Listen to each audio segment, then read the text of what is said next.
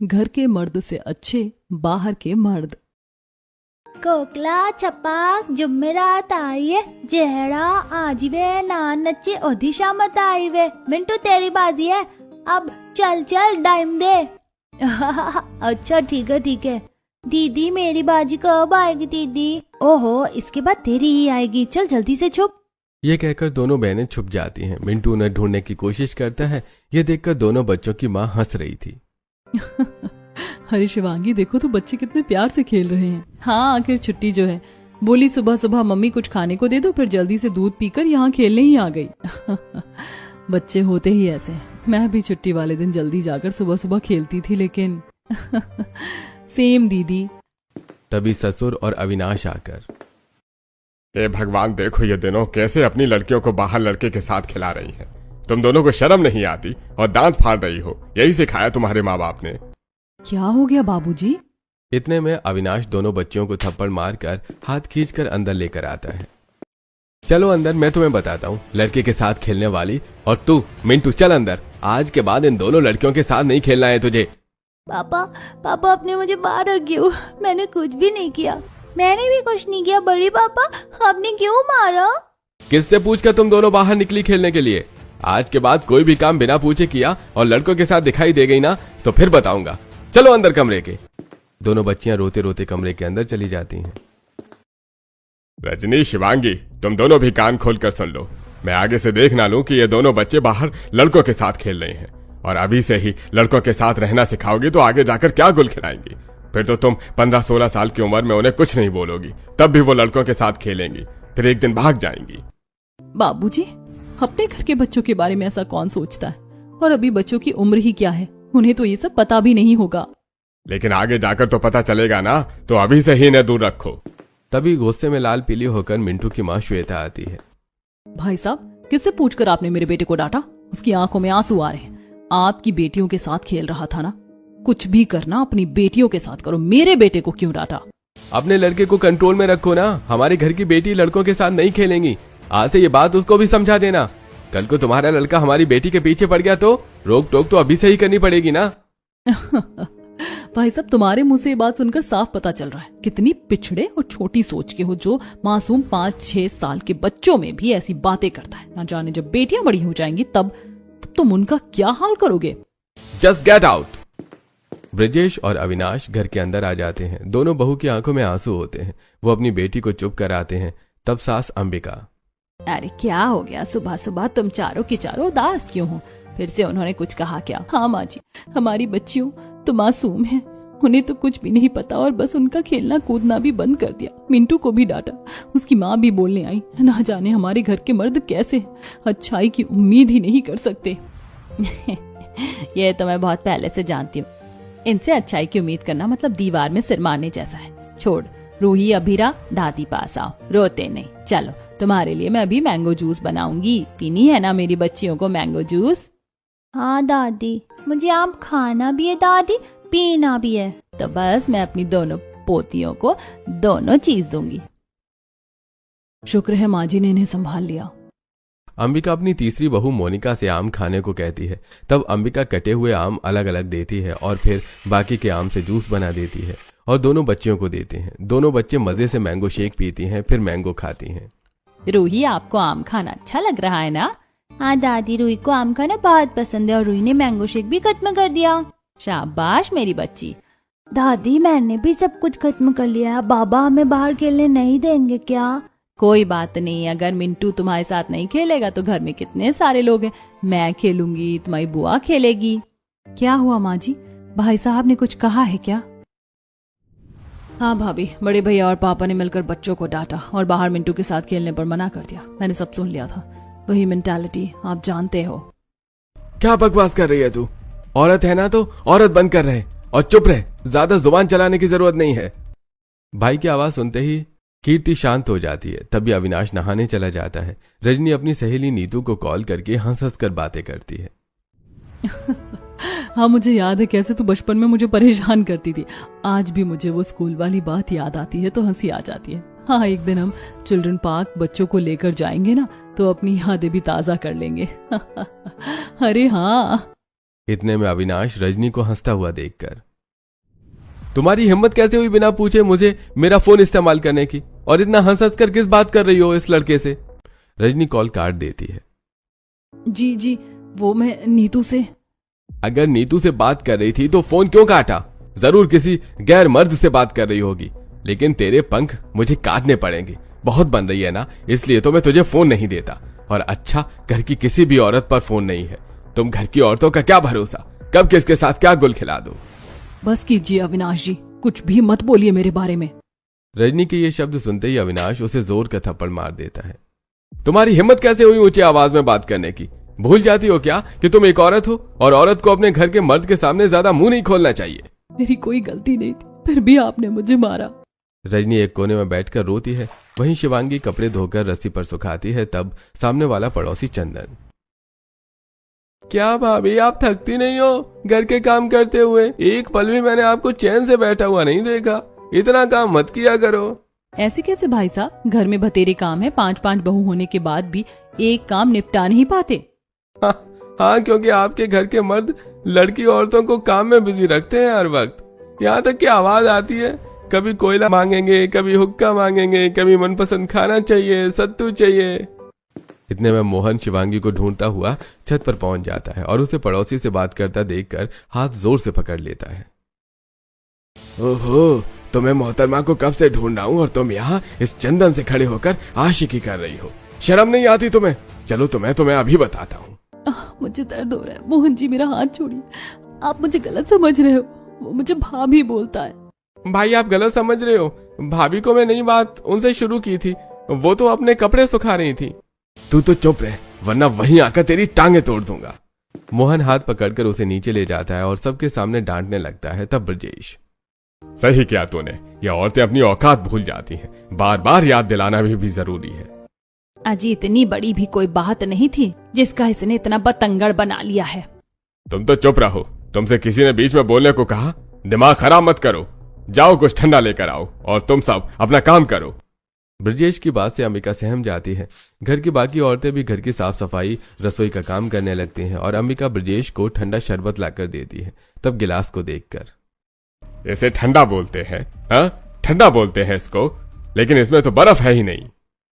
गुस्से में ब्रजेश गिलास फोड़ देता है, जिससे अंबिका रो जाती है और अंबिका कांच साफ करते वक्त उसके हाथ में चुभ जाता है।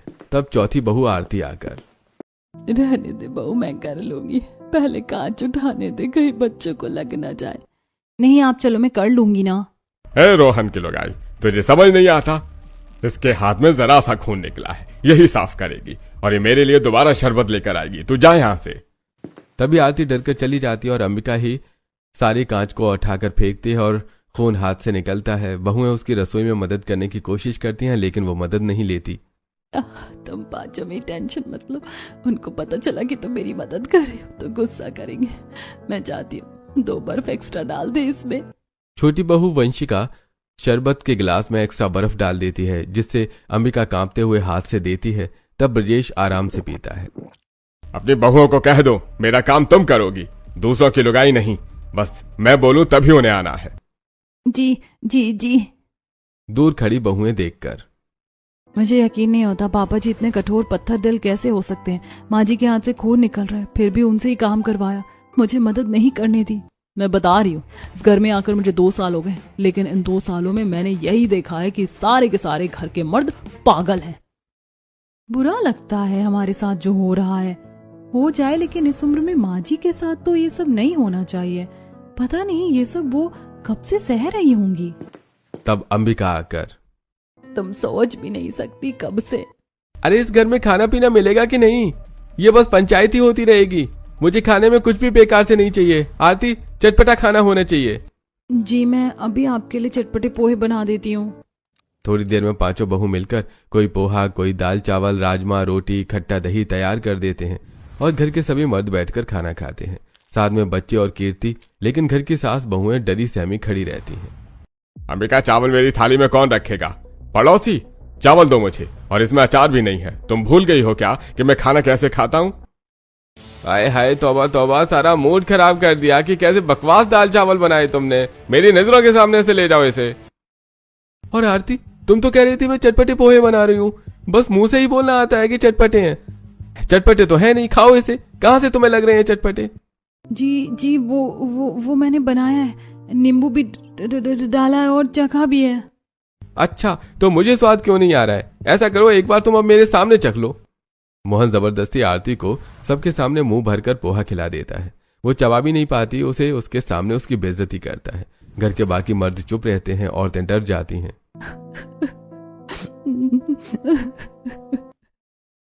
अरे मोहन मोहन, ये तू क्या कर रहा है? तुझे शर्म नहीं आती? छोड़ इसे।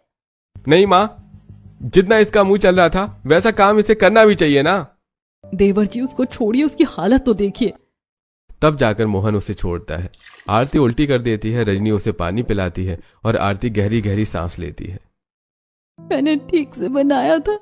शांत हो जा बहू, शांत हो जा। जी, थोड़ा तो अपने बेटे को समझाया करो ऐसी चीजों में। क्या समझाऊं? मेरे बेटों ने सही किया है। ढंग से खाना बनाकर नहीं देंगी तो ऐसा ही हश्र होगा। तुम औरतें मर्दों के सामने होती ही क्या हो? अरे पैरों में रोंदने समान हो। इतने में ब्रजेश भी अपनी थाली का खाना जमीन पर फेंक देता है। ले जाओ इस बकवास खाने को। किसी को कुछ बनाना नहीं आता। औरत के नाम पर धब्बा हो तुम लोग। मम्मी डर लग रहा है। पापा दादाजी गुस्सा कर रहे हैं। दीदी मुझे भी डर लग रहा है। बच्चे डर रहे हैं पापा जी, बस कीजिए। घर की औरतें ही हैं जो घर संभालती हैं, घर में हर एक चीज देखती हैं, वरना आप लोगों को क्या ही काम है? बस गुस्सा करना आता है। आपको नहीं लगता आपको ऐसा माहौल नहीं बनाना चाहिए? देख ले प्रेम, तेरी बीवी की जुबान कैसे चल रही है। इसलिए मैंने कहा था इसे कंट्रोल में रख, इतनी पढ़ी लिखी मत ला, लेकिन तूने मेरी बात नहीं सुनी। आप ही की बात को गलत करने के लिए पिताजी मैंने इससे शादी की है, ताकि इस पढ़ी लिखी को मैं अपने काबू में कर लूं। मुझे इसके पर काटना अच्छे से आता है। इतना कहते ही प्रेम अचानक से अपनी पत्नी के चांटा मार देता है, जिससे वंशिका जमीन पर गिर पड़ती है। रजनी, आरती, मोनिका उसे संभालते हैं। भैया पागल हो गए जो घर में सबके सामने बच्चों के आगे भी हाथ उठा रहे हैं। तू चुप रह, बीच में मत बोल, वरना तू भी पिटेगी। ये तेरी भाभी को थप्पड़ लगना जरूरी था। अब इसे शर्म तो आएगी। कुछ गलती करने में हिम्मत कैसे हुई? इसमें सबके सामने पापा से ऊंची आवाज में बात की। जवाब तो देना ही था मुझे। कुछ नहीं हो सकता तुम घर के मर्दों का, कुछ नहीं हो सकता। खाना भी नहीं खाया चैन से, सुबह सुबह कलेश मचा दे। मैं ऑफिस जा रहा हूँ, वहीं से कुछ खा लूंगा, तुम सब भी चलो। अरे मुझे भी नहीं रहना यहाँ पर, वरना इन सब की शक्ल देखकर और गुस्सा आता रहेगा। घर के सभी मर्द बाहर चले जाते हैं और घर की सारी औरतें रो रही थी। बच्चे डरे हुए थे। बताइए माँ जी, मैंने कुछ गलत तो नहीं बोला था और इतनी ऊंची टोन में भी बात नहीं की थी कि सजा मुझे ये मिले। बच्चों के सामने भी हाथ नहीं रुके। क्या सीख सिखा रहे ये घर के बड़े। मेरे गले लग जा बहू और रो ले। मैं इन लोगों का कुछ नहीं कर सकती। ये घर के मर्द हमें अपने पैरों की जूती समझते। अगर हम कुछ करने की कोशिश भी करें तो अंजाम देखा है ना तूने। आज ये कभी हमसे अपने आगे नहीं आने देंगे। हमारी इन्होंने ना कभी बात सुनी है, ना कभी हमारी चाहत पूरी की है। अब और यहाँ घुट घुट कर नहीं जिया जाता है। हम बच्चों के लिए भी तो इनकी ऐसी सोच है ना, नीच वाली। मुझे भी बहुत डर लगता है। भाभी, एक मेरी फ्रेंड है, उसके पापा, चाचा, दादाजी, उसके भाई सब अच्छे हैं, सब उसका ख्याल रखते हैं, उसे पैदल तक नहीं जाने देते, जो चाहिए वो देते हैं। और गुस्सा या मार तो उसने कभी झेला ही नहीं। लेकिन मेरा बचपन घर में गुजरा है और इन बच्चों के साथ भी वही हो रहा है। अगर ऐसे ही चलता रहा तो मैं चुप नहीं बैठूंगी और आप सबको भी आवाज उठानी होगी। हम औरतें आखिर कब तक पिसती रहेंगी? क्या आप ये सब सहना डिजर्व करती हैं? और मेरी छोड़िए, रजनी भाभी, शिवांगी भाभी, आप अपनी बच्चियों के लिए क्या चुन रही हैं कि आगे जाकर उनका भविष्य भी ऐसा ही हो, फिर वो भी हमारी तरह डर के जिएंगी? यही चाहती हैं आप? नहीं, मैं ऐसा बिल्कुल नहीं चाहती। कुछ ही देर में वो सब वापस आ जाएंगे। बाहर जो गंदी हुई है उसे साफ कर देते, दूसरा खाना बना देते, वरना फिर चिल्लाना शुरू हो जाएगा। और आप सब भी खाना खा लो और मैं बच्चों को खाना खिला देती हूँ। राक्षस जैसे मर्दों की वजह से हमें भूखा नहीं रहना चाहिए। बिल्कुल ठीक कहा दीदी आपने। कुछ ही देर में घर की सारी औरतें बाहर डाइनिंग टेबल से सारा खाना हटाकर झाड़ू पोछा कर देती हैं और रसोई भी समेट देती हैं। साथ में खुद खाना खाकर बच्चों को भी खिला देती हैं। ऐसे ही दिन गुजरते हैं। मर्दों का टॉर्चर करना, पतियों से गलत तरीके से बात करना बंद नहीं होता। वो चाहती हैं और आस पड़ोस के लोग तक भी घर के कलेश की आवाज बाहर तक जाती है। वो सब घर के मर्दों के बारे में काफी बातें बनाते हैं। अरे भाई, मुझे बहुत तरस आता है इन घर की औरतों पर। घर के मर्द एकदम जाहिल गवार लगते हैं और औरतें तो घर की लक्ष्मी होती हैं, लेकिन उस पर हुकूमत चलाना आता है इन्हें।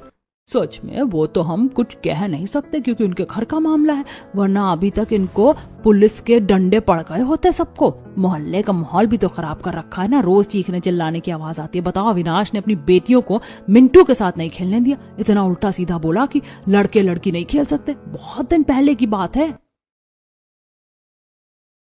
सच में जिसकी ऐसी सोच हो उसकी बुद्धि का विकास कभी नहीं हो सकता। पता नहीं क्या अंकल जी ने अपने बच्चों को सिखाया, वो भी तो कम नहीं है ना।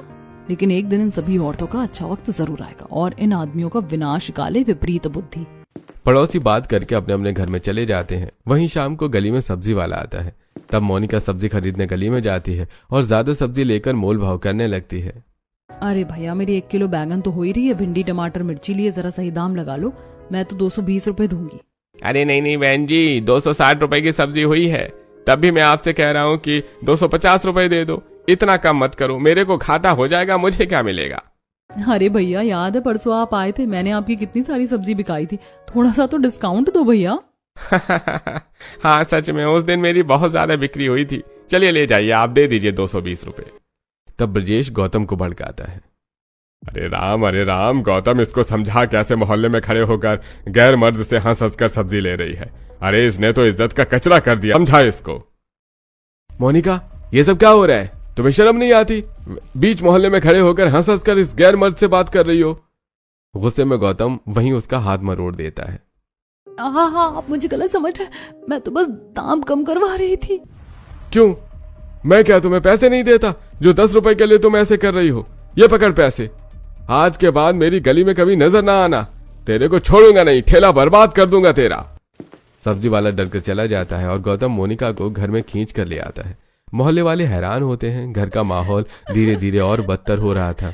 जैसे अपना बच्चों को बाहर खेलने दिया जाता था और ना ही ज्यादा स्कूल भेजता था। घर की औरतों को भी घर में कैद रखा हुआ था, सिर्फ मतलब से ही बाहर भेजा करते थे, लेकिन खुद ऑफिस के बाद गैर लड़कियों की बाहों में समय गुजारते हैं, उनके साथ क्लब जाकर पार्टी करते हैं। वहीं बेशरम ब्रजेश भी कोटे पर जाकर मुजरा देखकर पैसे उड़ाता है।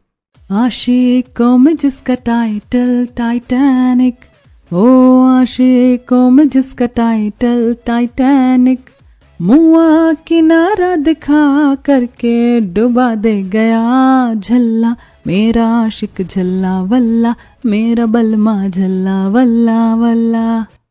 आहा, नजाकत है तुम्हारी, ये लो तुम्हारी अदाओं के लिए। बहुत कमाने लगे हो, पहले तो रोज आते थे। अरे कमबख्त घर की औरतों ने नाक में दम कर दिया है, इसलिए बाहर नहीं आ पाता। आखिर इन्हें भी तो सबक सिखाना है ना। वहीं दूसरी तरफ प्रेम, रोहन, गौतम अलग अलग लड़कियों के साथ बिजी थे और 2 भाई अपनी गर्लफ्रेंड को मूवी दिखा रहे थे। जानू, मुझे तो बहुत मजा आ रहा है। इसके बाद हम अगले वीक भी आएंगे ना मूवी देखने? हाँ, क्यों नहीं, तुम्हारे लिए तो मैं सब कुछ करूंगा। समझ नहीं आता तुम्हें अपनी बीवी से क्या शिकायत है? इतनी बूढ़ी तो नहीं हुई है वो।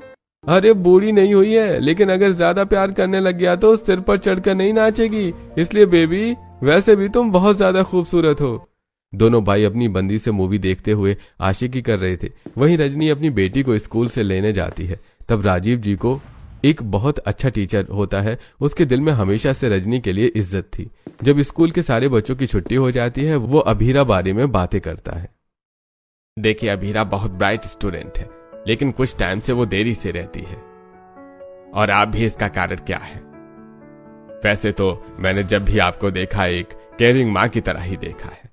तभी डेस्क पर बैठने से पहले अभी टकरा जाती है तो राजीव उसे उठा देता है। रजनी जी, बच्चे गिरते हैं तभी मजबूत बनते हैं, पर डर के साथ बड़े होंगे तो हमेशा डरेंगे। जी, वो घर में माहौल कुछ ठीक नहीं है, इसीलिए। चिंता मत कीजिए, मैं अभीरा को अच्छे से पढ़ाऊंगा तो वो फर्स्ट आएगी। आप मेरे पास ट्यूशन भेज सकती हो और मुझे पैसे भी नहीं चाहिए। भरोसा रखिए, मैं बाकी मर्दों जैसा नहीं हूँ। रजनी पहली बार किसी मर्द से बिना डर के बात करती है। धीरे धीरे उसकी बेटी और रूही को पढ़ाने लगता है। बिना किसी लालच के और उसकी परेशानियां जानकर धीरे धीरे उससे मोहब्बत करने लगता है और उसे इजहार करता है, लेकिन डर के मारे रजनी उसे जवाब नहीं देती। वहीं एक दिन वंशिका अपने घर की जरूरत है सामान के लिए प्रेम से पैसे मांगती है। तब वो उसे धक्का दे देता है। क्या पैसे करती रहती हो तुम? क्या करना है तुम्हें इन पैसों का? मेरे अपने खर्च नहीं है, घर में रहती हो ना, घर में रहो।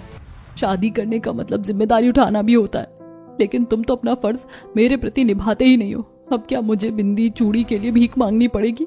नहीं, इसीलिए मैं अपने पाँव पर खड़ी होना चाहती हूँ। बहुत सह लिया तुम्हारा टॉर्चर। तुमने अभी मेरा टॉर्चर देखा नहीं है, हाथ पैर तोड़ दूंगा घर से बाहर निकालने की कोशिश भी की तो। इतने में चिल्लम चिल्ली से अंबिका वहां से वंशिका को ले जाती है। दूसरी तरफ कीर्ति अपने बॉयफ्रेंड जतिन से बात करती है, क्योंकि आहट सुनकर झट से फोन रख देती है। भैया को पता ना चले कुछ भी। क्या कर रही हो तुम? बहुत देर से कमरे से बाहर नहीं निकली, पर तेरी चेहरे पर इतना पसीना क्यों है? वो भैया बहुत गर्मी हो रही है, पंखा देखो ना कितना धीरे चलता है। मैं फ्रिज में से कोल्ड ड्रिंक पीकर आती हूँ। शुक्र है मैं बच गई। अगले दिन रोहन कीर्ति को किसी के साथ बाइक पर आता हुआ देख लेता है। तब घर आते ही गुस्से में पूछता है, कौन था वो लड़का जिसके साथ तू बैठ कर आई है? घर के माहौल नहीं जानती क्या? हाथ पैर तोड़वाना चाहती है अपने? मुझे कुछ मत करना भैया, मेरे पाँव में दर्द हो रहा है। पैसे भी नहीं थे इसीलिए दोस्त से मांग ली, वरना घर पर नहीं पहुंच पाती तो आप लेट होने पर डांटते। अगर तेरा ये दोस्त दोबारा दिखा या मुझे पता चला तेरा बॉयफ्रेंड है तो तेरी जिंदगी नरक बना दूंगा। चली जा घर के अंदर। इन लोगों का कुछ नहीं हो सकता। थोड़ी देर के बाद गली में चूड़ी वाला आता है। तब शिवांगी चूड़ी खरीदती है। पहनने में दिक्कत आती है तो चूड़ी वाला उसे चूड़ी पहनाता है। ये देखकर मोहन उसके हाथ की चूड़ियां इतनी जोर से पकड़ता है कि कलाइयों में कांच चुभ जाता है और घर में लाकर अलग मारता है। चूड़ियां पहनने का शौक हो रहा है तुझे? अब मैं तेरे को चूड़ी पहनाता हूँ। ये जो कांच घुसी है ना तेरे को जिंदगी भर याद दिलाएंगे। ज्यादा ही मर्द से छूने का मन करवा रहा है तो बता दे, तेरे को मुजरे वाली जगह ले जाता हूँ। मुझे दर्द हो रहा है। मोहन जी छोड़िए, आप बार बार गलत क्यों समझते हैं और इतनी गंदी बात अपने मुंह से कैसे कह सकते हैं? मतलब मैं अपनी आंखों के आगे तुझे ऐसे देख लूं? उसे कितनी चोट लग रही है, छोड़ उसको। तेरे को शर्म नहीं है मोहन? अरे तुम तो दूर ही रहो, सही कर रहा है जो भी कर रहा है। आपने मेरे साथ जो किया वो काफी नहीं है, जो बहू बेटों की जिंदगी भी खराब कर रहे हो। चली जाओ यहाँ, वरना मुझसे बुरा कोई नहीं होगा। ब्रजेश छड़ी से मारने वाला होता है। इतने में बहू रोक लेती है और अंबिका को वहां से ले जाती है। तब घर के मर्द भी एक कोने में हो जाते हैं। शाम को रूही का मोहन के खेलने का मन होता है, लेकिन मोहन गुस्से में उसे धक्का मार देता है, जिससे रूही के सिर पर छोटी सी चोट लग जाती है। घर में और लड़ाई बढ़ जाती है। शिवांगी पास के अस्पताल में उसे ले जाती है, जहां डॉक्टर सुभाष उसे मिलता है। वो कोई और नहीं, उसकी शादी से पहले का एक्स बॉयफ्रेंड होता है। जोर से चाहता था। शीनू, हमारी बेटी को ये चोट कैसे लगी? कितने समय बाद देखा, दिल को सुकून आया। बेटा पर आइसक्रीम रखिए और खिलौने भी हैं, आप यहाँ बैठकर खेलो। ठीक है अंकल। दूसरी तरफ खेलती है और शिवांगी की आंखों में आंसू होते हैं। सुभाष उसके आंसू पोंछता पति के डर से 2 कदम पीछे हो जाती है। सुभाष, मुझे इस नाम से तुम पहले बुलाते थे। अब मेरी शादी हो चुकी है, मुझे भूल जाओ। तुम्हारी भी शादी हो गई है, तुम्हारे भी बच्चे होंगे। शीनू, तुम आगे बढ़ गई हो, लेकिन मैं आज भी वही हूँ और तुमसे उतना ही प्यार करता हूँ, और तुम्हारी बेटी से भी, क्योंकि उसमें तुम्हारा अक्स है। तुम्हारे चेहरे की यह सादगी देखकर समझ चुका हूँ कि तुम अपनी शादी में खुश नहीं हो। नहीं खुश हूँ। देखो, मेरी बेटी को चोट उसके पापा की वजह से लगी। हमारे घर के मर्द अच्छे नहीं है, और तुमने मेरे लिए अपनी जिंदगी क्यों रोक दी? शीनू, तुमसे आज भी प्यार करता हूँ।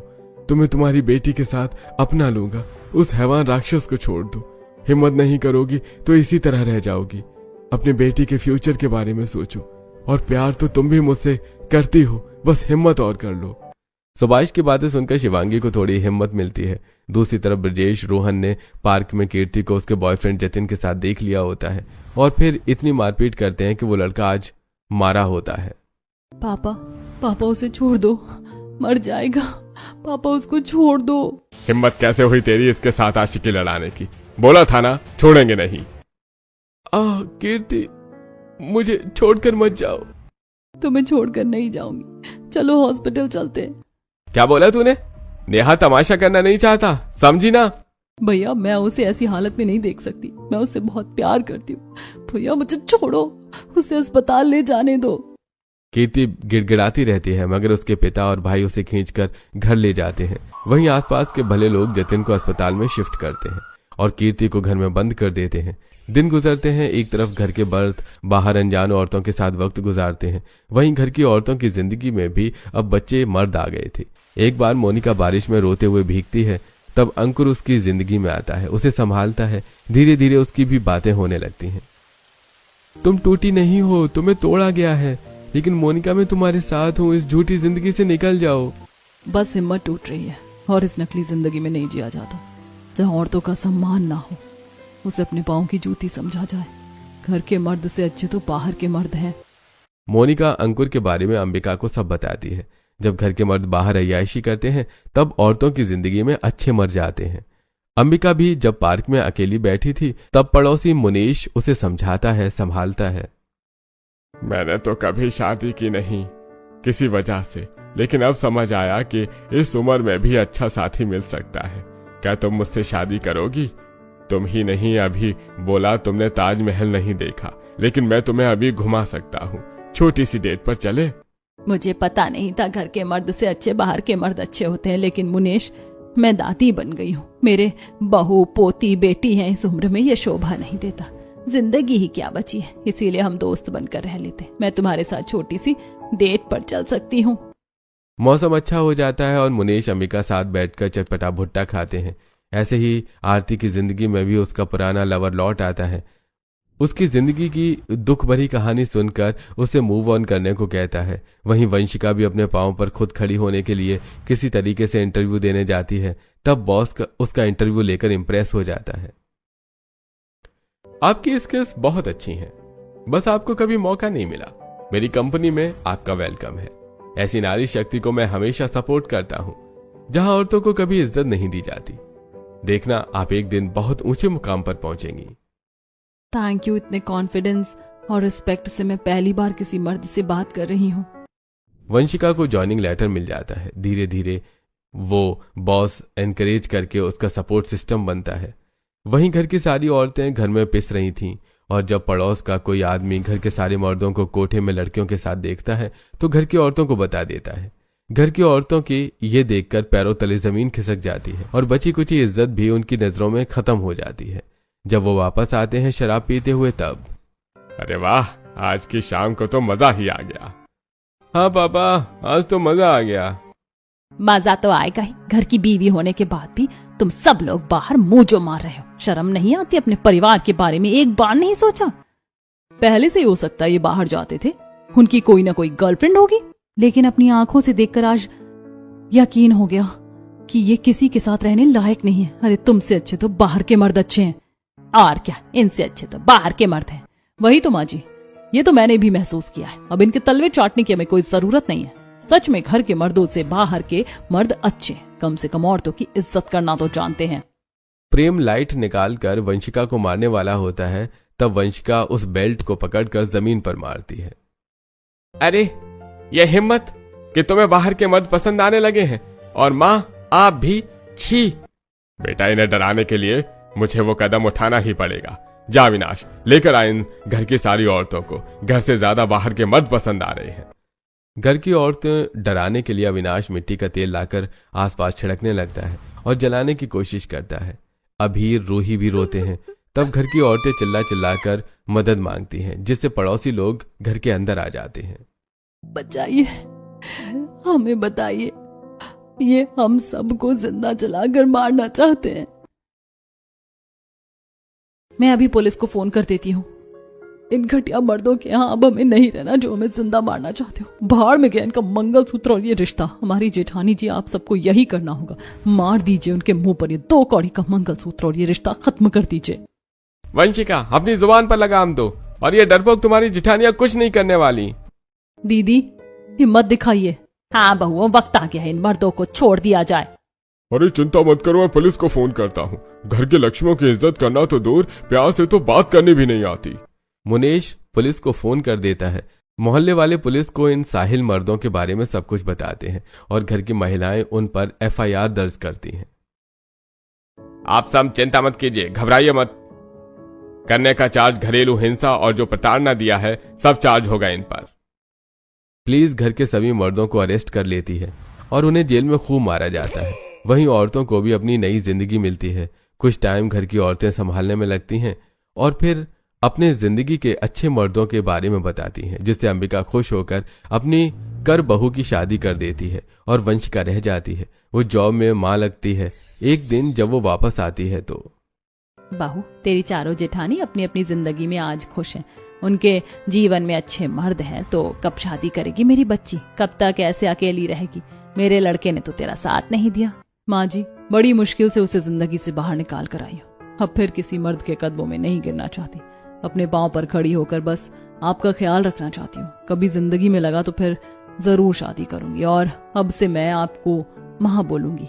हाँ मेरी बच्ची और कीर्ति, तू ये मत समझना कि प्यार करना गुनाह है। मैं तेरे साथ हूँ। बस बेटा अपने करियर पर ध्यान दे। अभी जतिन अच्छा लड़का निकला तो हम तेरी शादी कर देंगे।